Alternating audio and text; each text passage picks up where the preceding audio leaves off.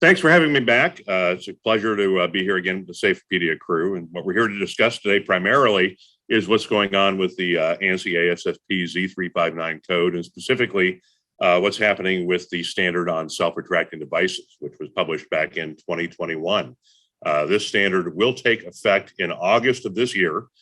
We've given the manufacturer some additional time to kind of catch up with the scope of changes, which are significant. This is probably the most sweeping and complicated series of changes that we've made to an ANSI Z359 standard in the 12 years that I've been involved with the process.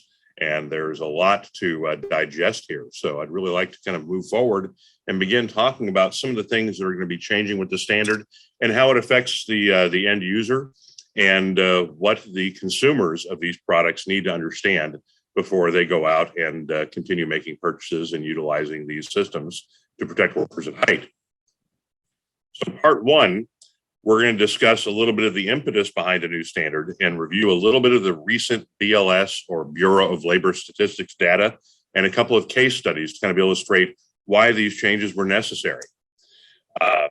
Let's first start by saying that the ANSI ASSP Z359.14 standard was first published back in 2012 and then revised in 2014.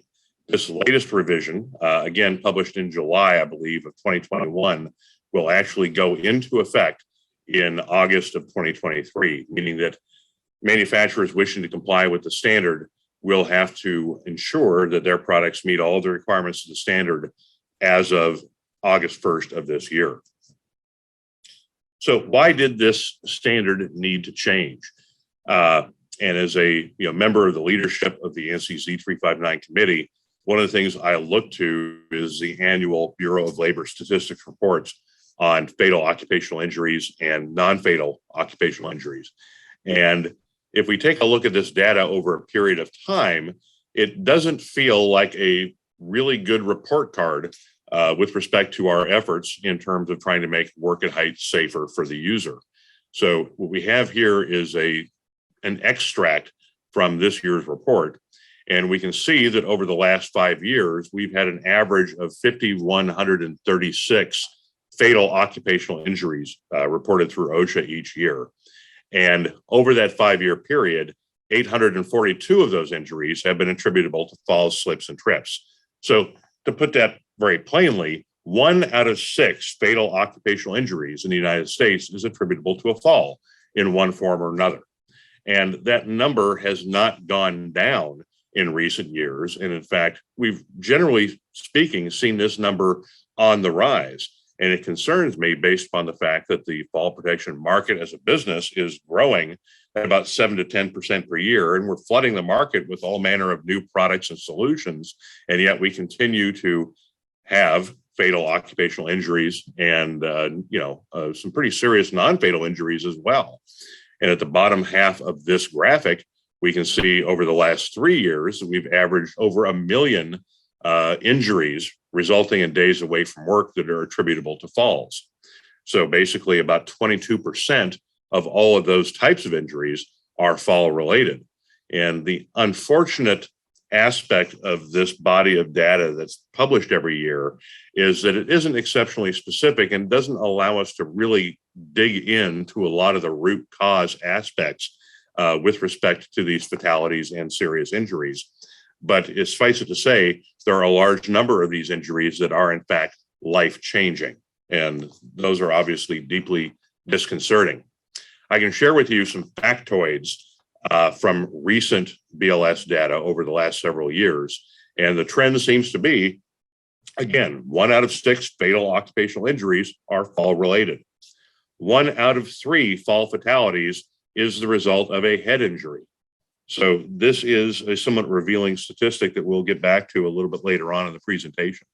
1 out of 3 non-fatal fall-related injuries, which result in a head injury, are categorized as traumatic, meaning that they are potentially life-changing.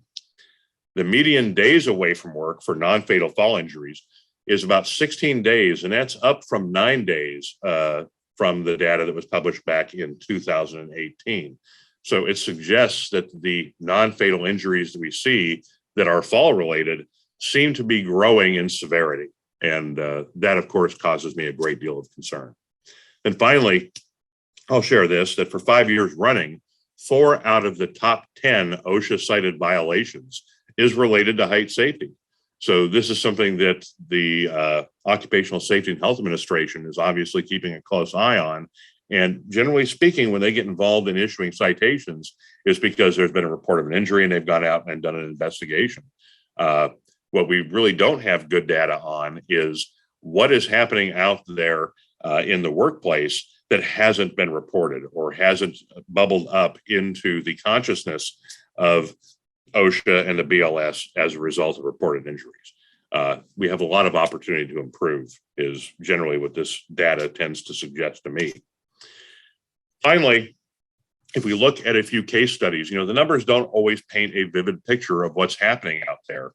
And just based upon the fact that we don't necessarily see on the news every night reports of fatal fall injuries or serious fall injuries in the workplace.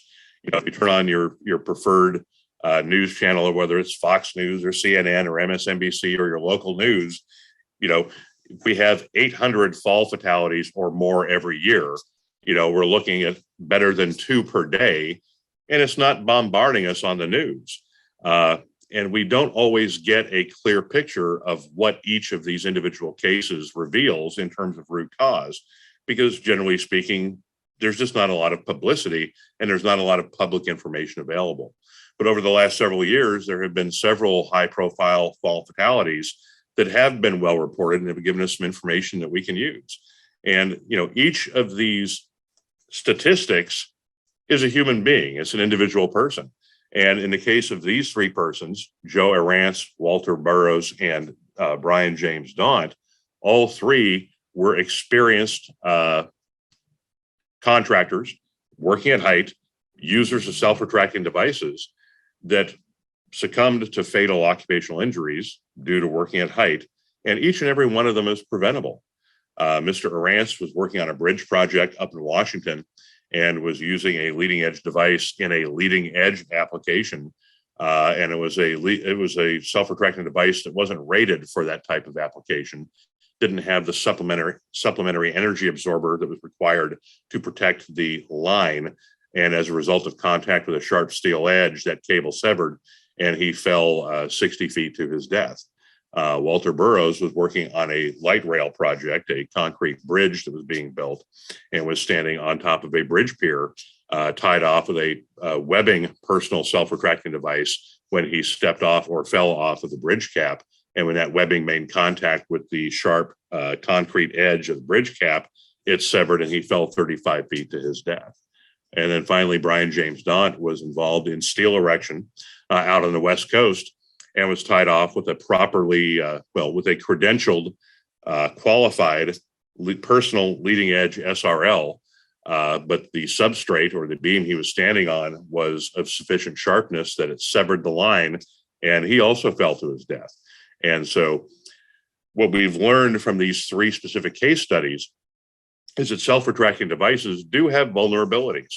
And when we expose those vulnerabilities in the extremes of the workplace, sometimes the variables that are not necessarily accounted for either in the consumer's buying behavior or in the, quite frankly, in the standards writing and testing procedures.